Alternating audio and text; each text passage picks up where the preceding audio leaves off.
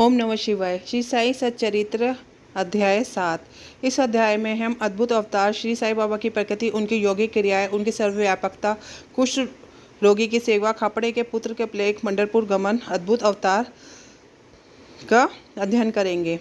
श्री साई बाबा की समस्त योगिक क्रियाओं में पारंगत थे। 6 प्रकार की क्रियाओं के तो वो पूर्ण ज्ञाता थे। 6 क्रिया जिसमें धोती, 3 चौड़े व 22-22.5 लंबे कपड़े के भीगे हुए टुकड़े से पेट को स्वच्छ करना, खंड योग अर्थात अपने शरीर के अवयवों को पृथक कर करके उन्हें पूर्ण पूर्वत जोड़ना, और समाधि आदि भी सम्मिलित है। यदि कहा जाए कि वे हिंदू थे तो आकृति से वे यवन से प्रतीत होते थे। कोई भी यह निश्चयपूर्वक नहीं कह सकता था कि वे हिंदू थे या यवन। वे हिंदुओं का रामनवमी उत्सव यथाविधि मनाते थे और साथ ही मुसलमानों का चंदोत्सव भी। वे उत्सव में दंगलों को प्रोत्साहन तथा विजेताओं को पुरस्कार देते थे। गोकुल अष्टमी को वे गोपाल का उत्सव भी बड़ी धूमधाम से मनाते थे। ईद के दिन वे मुसलमानों को मस्जिद में नमाज पढ़ने के लिए आमंत्रित किया करते थे।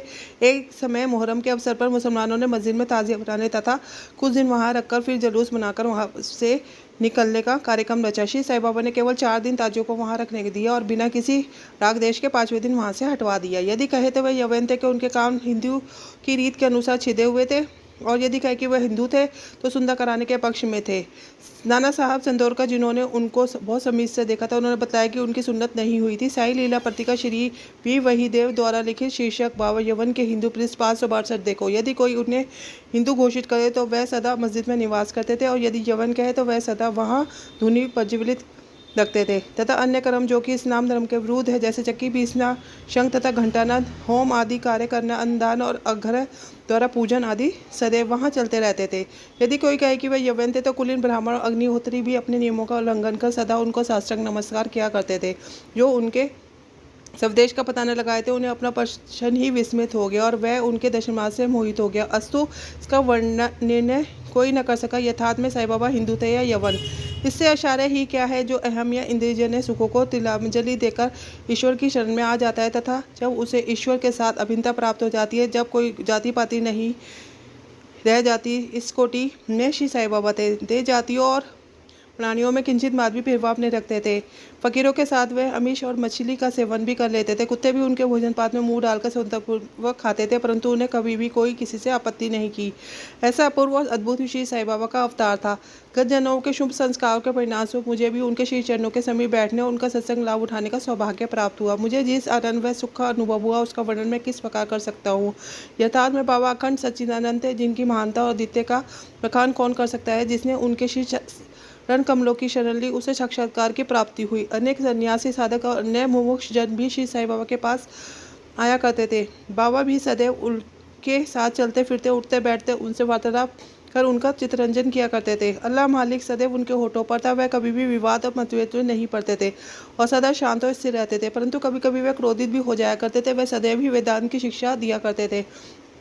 अमीर और गरीब दोनों उनके लिए एक समान थे। वह लोगों के गुहा व्यापार को पूर्णतः जानते थे, और जब वह गुहा रहस्य स्पष्ट करते तो सब विस्मित हो जाते थे। स्वयं ज्ञानावतार होकर भी वह सदैव अज्ञानता का प्रदर्शन किया करते थे। उन्हें आदर सत्कार से सदैव अरुचि थी। इस प्रकार का श्री साई बाबा का विशिष्टता थे तो वह शरीरधारी, परंतु कर्मों से उनकी ईश्वरता स्पष्ट झलकती थी। शिरडी के सकल नरनारी उन्हें परब्रह्म भी मानते थे। विशेष श्री साई बाबा के अतरंग भक्त महासपति, जो कि बाबा के साथ मस्जिद तथा चावड़ी में शयन करते थे, उन्हें बाबा ने बतलाया कि मेरा जन्म पाथरी के एक ब्राह्मण परिवार में हुआ था। मेरे माता पिता मुझे बाल्यावस्था में ही फकीर को सौंप दिया था। जब ये चर्चा चल रही थी तभी पाथरी में कुछ लोग वहां आए, तब बाबा ने उनसे कुछ लोगों के संबंध में पूछताछ भी की। श्रीमती काशीबाई कानेटकर, पुणे की एक प्रसिद्ध विदुषी महिला ने साई लीला पत्रिका भाग 2 सन 1934 के पृष्ठ 79 पर अनुभव नंबर 5 में प्रकाशित किया गया कि बाबा के चमत्कारों को सुन हम लोग अपनी ब्रह्मवादी समस्था की पद्धति के अनुसार विवेचन करे थे। विवाद का विषय था श्री साई बाबा ब्रह्मवादी हैं या वाममार्गी। कालांतर में जब मैं शिरडी को गई तो मुझे इस संबंध में अनेक विचार आ रहे थे। जैसे ही मैंने मस्जिद की सीढ़ियों पर पैर रखा, बाबा उठकर सामने आ गए। उन्होंने अवधे की ओर संकेत कर मेरी ओर घूरते क्रोधित बोले, ये ब्राह्मण और शुद्ध ब्राह्मण, इसे वाममार्ग से क्या प्रयोजन। यहाँ कोई भी यवन प्रवेश करने का दुस्साहस नहीं कर सकता और ना ही वह करे। पुनः अपने हृदय की ओर इंगित करते हुए बोले, यह ब्राह्मण लाखों मनुष्य का पथ प्रदर्शन कर सकता है और उनके अपर्याय वस्तु की प्राप्ति करा सकता है। यह ब्राह्मण की मस्जिद है, मैं यहाँ किसी वाममार्गी की छाया भी नहीं पड़ने दूंगा। बाबा की प्रकृति, मैं मूर्ख जो हूँ श्री साई बाबा की अद्भुत लीलाओं का वर्णन नहीं कर सकता। शिरडी के प्राय समस्त मंदिरों का जिन्होंने जीर्णोद्धार किया, श्री तात्या पटेल के द्वारा शनि, गणपति, शंकर, पार्वती, ग्राम्य देवता और हनुमान आदि के मंदिर ठीक करवाया। उनका दान भी विलक्षण था। दक्षिणा के रूप में जो धन एकत्रित होता था उनमें से वह किसी को 20 रुपये, किसी को 15 रुपये, किसी को 50 रुपये, इसी प्रकार प्रतिदिन स्वतंत्रता पूर्वक वितरण कर देते थे। प्राप्तिकर्ता उसे शुद्ध दान समझता था। बाबा की भी सदैव अच्छा यही थी कि उसका उपयुक्त रीति से व्यय किया जाए। बाबा के दर्शन से भक्तों का अनेक प्रकार का लाभ पहुंचा था। अनेकों निष्कपट और स्वस्थ बन गए, दुष्टात्मा पुणात्मा में परिणत हो गई, अनेकों कुछ रोग मुक्त हो गए और अनेकों को मनोवांछित फलों की प्राप्ति हुई। बिना कोई रस या औषधि सेवन किए बहुत से अंधों को पूर्ण दृष्टि प्राप्त हो गई, पंगुओं की पंगुता नष्ट हो गई, कोई उनकी मानता का अंत ना पा सका। उनकी कीर्ति दूर दूर तक फैलती चली गई। भिन्न भिन्न स्थानों से यात्रियों के झुंड शिरडी आने लगे। बाबा सदा धुनी के पास ही आसन जमाए रहते और वहीं विश्राम किया करते थे। वह कभी स्नान करते और कभी स्नान किए बिना ही समाधि में लीन जाते थे। वह सिर पर एक छोटी सी साफी, कमर में एक धोती, तन ढकने के लिए एक अंगरखा धारण करते थे। प्रारंभ से ही उनकी वेशभूषा इसी प्रकार थी। अपने जीवन काल के पूर्वार्ध में वह गाँव में चिकित्सा कार्य भी किया करते थे। रोगियों का निदान कर इन्हें औषधि भी देते थे और उनके हाथ में अपरिमित यश था। इस कारण वे अल्पकाल में ही योग्य चिकित्सक विख्यात हो गए। यहाँ केवल एक ही घटना का उल्लेख किया जाता है जो बड़ी विचित्र सी है। विलक्षण नेत्र चिकित्सा। एक भक्त की आंखें बहुत लाल सी हो गई थी, उन पर सूजन भी आ गई थी। शिरडी सरों के छोटे गांव में डॉक्टर कहाँ, तब भक्तगण ने रोगी को बाबा के समक्ष उपस्थित किया। इस प्रकार की पीड़ा में डॉक्टर प्रायलेप, मरहम, अंजन, गाय का दूध और कपूरयुक्त औषधियों को प्रयोग में लाते हैं, पर बाबा की शक्ति तो सर्वथा ही भिन्न थी। उन्होंने भिलवा पिसवाकर उसकी 2 गोलियां बनाई और रोगी के नेत्रों में एक एक गोली चिपकाकर कटले की पट्टी से आंखें बांध दी। दूसरे दिन पुट्टी हटाकर नेत्रों के ऊपर जल के छींटे छोड़ दिए। सूजन कम हो गई, नेत्र प्राय निरोग हो गए। नेत्र शरीर का एक अति सुकोमल अंग है, परंतु बाबा की शुद्धि से कोई हानि नहीं पहुंची, वरन नेत्रों की व्याधि दूर हो गई। इस प्रकार अनेक रोगी निरोग हो गए। यह घटना तो केवल उदाहरण स्वरूप ही यहाँ लिखी गई है। बाबा की योगिक क्रियाएं। बाबा को समस्त योगिक प्रयोग और क्रियाएं ज्ञात थी। उनमें से केवल 2 का ही उल्लेख यहाँ किया जाता है। ज्योति क्रिया, आते सोच करने की क्रिया। पति तीसरे दिन बाबा मस्जिद से प्राप्त दूरी पर एक वट वृक्ष के नीचे किया करते थे। एक अवसर पर लोगों ने देखा, उन्होंने अपनी आंतों को उधर के बाहर निकालकर उन्हें चारों ओर स्वच्छ कर दिया और समीप वृक्ष के सूखने के लिए रख दिया। शिरडी में इस घटना को पुष्टि करने वाले लोग अभी भी जीवित है। उन्होंने इस सत्य की परीक्षा भी की थी।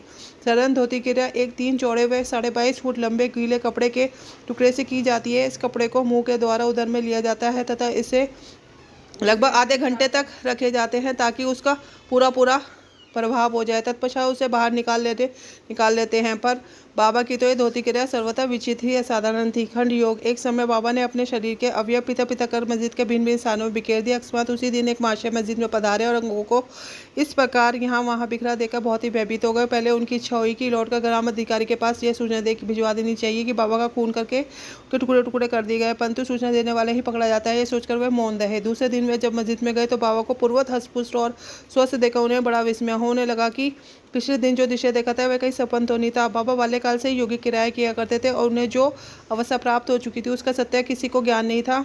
चिकित्सक के नाम से उन्होंने कभी किसी से एक पैसा भी स्वीकार नहीं किया। उनमें उत्तम गुणों के कारण उनकी कीर्ति दूर दूर तक फैल गई। उन्होंने अनेक निर्धनों रोगियों को स्वास्थ्य प्रदान किया। इस मसीह डॉक्टरों के डॉक्टर मसीहों के मसीहा ने कभी अपने स्वार्थ की चिंता न कर अनेक विघ्नों का सामना किया तथा स्वयं असहनीय वेदना और कष्ट सहन का सदैव दूसरों की भलाई के और उन्हें विपत्तियों में सहायता पहुंचाई। वह सदा पर कल्याणार्थ चिंतित रहते थे। ऐसी एक घटना नीचे लिखी जाती है जो उनकी सर्वव्यापकता तथा महान दयालुकता की द्योतक है। बाबा की सर्वव्यापकता और दयालुता। सन 1910 में बाबा दिवाली के शुभ अवसर पर धूनी के समीप बैठे हुए थे। अग्नि ताप रहे थे तथा साथ ही धूनी में लकड़ी भी डालते जा रहे थे। धूनी प्रचंड से प्रज्वलित थी। कुछ समय पश्चात उन्होंने लकड़ियाँ डालने के बाद अपना हाथ धुनी में डाल दिया। हाथ बुरी तरह से झुलस गया। नौकर माधव और माधवराव देशपांडे ने बाबा को धुनी में हाथ डालते देखा, तुरंत दौड़कर उन्हें बलपूर्वक पीछे खींच लिया। माधवराव ने बाबा से कहा, देवा आपने ऐसा क्यों किया? बाबा सावधान होकर कहने लगे, यहाँ से कुछ दूरी पर एक लुहारिन जब भट्टी झोंक रही थी उसी समय उसके पति ने बुलाया। कमर से बंधे शिशु का ध्यान छोड़ वे शीघ्रता से वहाँ दौड़ कर गई। अभाग्यवश शिशु फिसलकर भट्टी में गिर गया। मैंने तुरंत भट्टी में हाथ डालकर शिशु के प्राण बचा लिए। मुझे अपना हाथ जल जाने का कोई दुख नहीं है, परंतु मुझे हर्ष है कि एक मासूम शिशु के प्राण बच गए। कुष्ठ रोगी की सेवा। माधवराव देशपांडे के द्वारा बाबा का हाथ जल जाने का समाचार पाकर श्री नाना साहब चंदोरकर बम्बई के सुप्रसिद्ध डॉक्टर श्री ब्रह्मानंद के साथ दवाइयाँ, लेप, लींट तथा पट्टियाँ आदि लेकर शीघ्रता से शिरडी को आए। उन्होंने बाबा से डॉक्टर ब्रह्मानंद को हाथ की परीक्षा करने और जले हुए स्थान में दवा लगाने की अनुमति मांगी है और स्वतः प्रार्थना अस्वीकृत हो गई। हाथ जल जाने के पश्चात एक कुष्ठ पीड़ित भक्त भागोजी सिंधिया उनके हाथ पर सदैव पट्टी बांधते थे। उनका कार्य था प्रतिदिन जले हुए स्थान पर घी मलना और उसके ऊपर एक पत्ता रखकर पट्टियों में उसे पूर्वक कसकर बांध देना, घाव शीघ्र भर जाए। इसके लिए नाना साहब चंद्रकौर ने पट्टी छोड़ने तथा डॉक्टर परमानंद से जांच व चिकित्सा कराने का भी बाबा से बारंबार अनुरोध किया। यहाँ तक कि डॉक्टर परमानंद ने अनेक बार प्रार्थना की, परंतु बाबा ने ये कहते हुए टाल दिया कि केवल अल्लाह ही मेरा डॉक्टर है। उन्होंने हाथ की परीक्षा करवाना अस्वीकार कर दिया। डॉक्टर परमानंद की दवाइयाँ शिरडी के वायुमंडल में ना घुल सकी और न उनका उपयोग ही हो सका। फिर भी डॉक्टर साहब की अनुमति मिल गई। कुछ दिनों के उपरांत जब घाव भर गया तब वह भक्त सुखी हो गए, परंतु यह किसी को भी ज्ञात न हो सका कि कुछ पीड़ा अवशेष रही थी। ये नहीं, प्रतिदिन प्रातःकाल कभी क्रम घर से हाथ का गर्दन अपूर्ण कसकर पट्टी बांधना, श्री साईं बाबा की समाधि पर्यंत यह कार्य इसी प्रकार चलता रहा। श्री साईं बाबा सदस्य पूर्ण सिद्ध को यथार्थ में इस चिकित्सा की भी कोई आवश्यकता नहीं की, परंतु भक्तों में प्रेमवश उन्होंने भागोजी की यह सेवा अर्थात उपासना निर्विघ्न स्वीकार की। जब बाबा लेंडी को जाते तो भागोजी छाता लेकर उनके साथ ही जाते थे, परंतु प्रातःकाल जब बाबा धूनी के पास आसन पर विराजते तब भागोजी वहां पहले से ही उपस्थित रहकर अपना कार्य प्रारंभ कर देते थे। भागोजी ने पिछले जन्म में अनेक पाप कर्म किए थे, इस कारण वे कुछ रोग से पीड़ित थे। उनकी उंगलियां गल चुकी थी और शरीर पाइप आदि से भरा हुआ था, जिससे दुर्गंध भी आती थी। यद्यपि भादृष्टि से वे दुर्भागी प्रतीत होते थे, परंतु बाबा का प्रधान सेवक होने के नाते यथार्थ में वह ही अधिक भाग्यशाली तथा सुखी थे। उन्हें बाबा के सानिध्य का पूर्ण लाभ प्राप्त हुआ। बाला खापड़े को प्लेग। अब मैं बाबा की एक दूसरी अद्भुत लीला का वर्णन करूंगा। श्रीमती खापड़े अमरावती के श्री दादा साहब खापड़े की धर्मपत्नी अपने छोटे पुत्र के साथ कई दिन शिरडी में रही। तीव्र ज्वर से पीड़ित पश्चात उसे प्लेग की गिल्टी भी निकल गई। श्रीमती खापड़े भयभीत होकर बहुत घबराने लगी और अमरावती लौट जाने का विचार करने लगी। संध्या समय जब बाबा आयु सेवन के लिए बाड़े गए, अब जो समाधि मंदिर कहा जाता है, के पास जा रहे थे, तब उन्होंने उनसे लौटने की अनुमति मांगी तथा कंपित स्वर में कहने लगी, मेरा प्रिय पुत्र प्लेग से ग्रसित हो गया है, मैं घर लौटना चाहती हूँ। प्रेमपूर्वक उनका समाधान करते हुए बाबा ने कहा, आकाश में बहुत बादल छाए, उनके हटते ही आकाश पूर्ववत स्वच्छ हो जाएगा। ऐसे कहते हुए उन्होंने कमर तक अपनी कफनी ऊपर उठाई और वहां उपस्थित सभी लोगों को 4 खंडों के बराबर गिल्टियां दिखाकर कहा, देखो मुझे अपने भक्तों के लिए कितना कष्ट उठाना पड़ता है, उनके कष्ट मेरे हैं। यह विचित्र असाधारण लीला देखकर लोगों को विश्वास होगा कि संतों को अपने भक्तों के लिए किस प्रकार कष्ट सहन करने पड़ते हैं। संतों का हृदय मोम से भी नरम और अंतर वह मक्खन जैसा कोमल होता है। वह अकारण ही भक्तों से प्रेम करते और अपने निजी संबंधी समझते हैं। पंढरपुर गमन और निवास। बाबा अपने भक्तों से कितना प्रेम करते, किस प्रकार उनकी समस्त इच्छाओं तथा समाचारों को पहले से ही जान लेते थे, इसका वर्णन मैं यह अध्याय समाप्त करूंगा। नाना साहब चंद्रकौर बाबा के परम भक्त थे। वह खानदेश में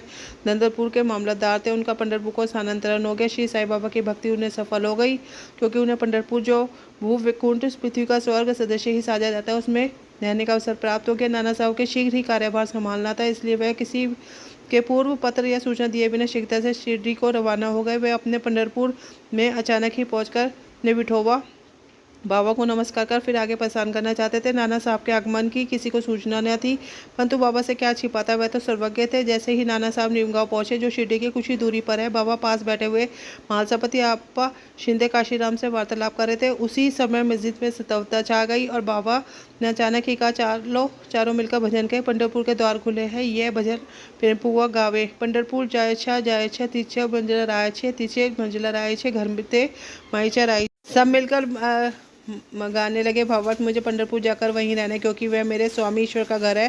बाबा गाते जाते और दुहारते जाते थे। कुछ समय में नाना साहब ने वहां सौ कुटुंब पहुंचकर बाबा को प्रणाम किया। उन्होंने बाबा से पंढरपुर को साथ पधारने तथा वहां निवास करने की प्रार्थना की। पाठ को अब ये इस प्रार्थना की आवश्यकता ही कहा थी। भक्तगण ने नाना साहब को बताया कि वह बाबा पंढरपुर निवास के भाव में पहले से ही है। यह सुनकर नाना साहब दर्वत हो श्री चरणों में गिर पड़े और बाबा की आज्ञा उदी तथा आशीर्वाद प्राप्त कर वे पंढरपुर को रवाना हो गए। बाबा की कथा अनंत अन्य विषय जैसे मानव जीवनम का महत्व, बाबा का भिक्षावृत्ति पर निर्वाह, भाईजाबाई की सेवा तथा अन्य कथाओं का अगले अध्याय के लिए शेष रखकर अब मुझे यहाँ विश्राम करना चाहिए। इसी के साथ साई चरित्र का 7वां अध्याय पूर्ण होता है। श्री सद्गुरु साईनाथ परमस्तु। शुभम भव।